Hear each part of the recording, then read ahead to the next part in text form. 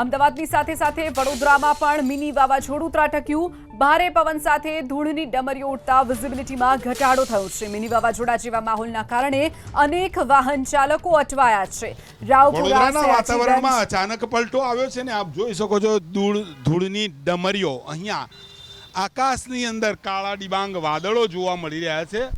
આકાશની અંદર કાળા ડિબાંગ વાદળો તો રોડ રસ્તા ઉપર બહુ ભારે પવન સાથે ધૂળની ડમરીઓ ઉડી રહી છે। અત્યારે સાંજના સમયે લોકો પોતાના ઘર તરફ પરત ફરી રહ્યા હોય આવા સંજોગોની અંદર એકાએક જે વાતાવરણની અંદર પલટો આવતા વાહન ચાલકો છે તેની મુસીબત વધી ગઈ છે। રસ્તા ઉપર હજારો વાહનો શહેરભરમાંથી પસાર થઈ રહ્યા હોય અનેક વિસ્તારની અંદર આ પ્રકારની સ્થિતિ છે। વાત કરીએ તો શહેરના માંજલપુર, મક્કરપુરા, રાવપુરા, સયાજીગંજ, ફતેગંજ, દાંડિયા બજાર સહિત અનેક વિસ્તારની અંદર આ પ્રકારનો અચાનક વાતાવરણમાં પલટો છે।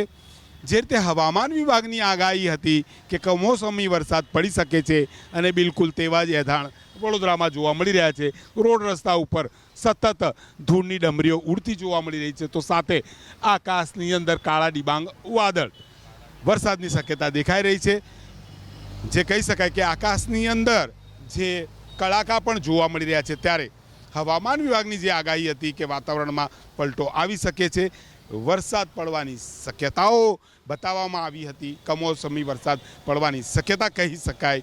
વડોદરાની અંદર અનેક વિસ્તારની અંદર ધૂળની ડમરીઓ ઉડી રહી છે અને ખૂબ ભારે પવન ફૂંકાઈ રહ્યો છે। વાહન ચાલકો અહીંયા પરેશાનીમાં મુકાયા છે।